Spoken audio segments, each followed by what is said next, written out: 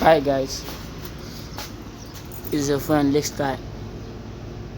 Today on our new edition, still on Raptor bike, Yamaha 700cc, and this is about 2014 model. So a friend of mine called me today and said his bike is no more starting, does not know what's the problem. So we're going to check the problem today. Find out the engine is clean. Don't know what's wrong with the problem. Don't know what's the problem.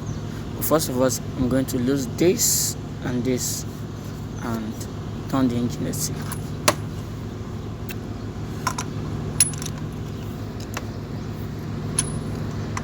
I think it is supposed to turn like this. Whoa! Wow!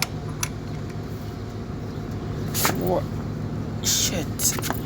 I think we have a big problem inside the engine.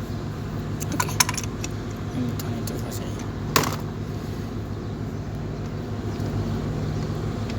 here. Wow, it's not moving. So guys, follow me up. Let's see what can be the problem. Okay, join me next time.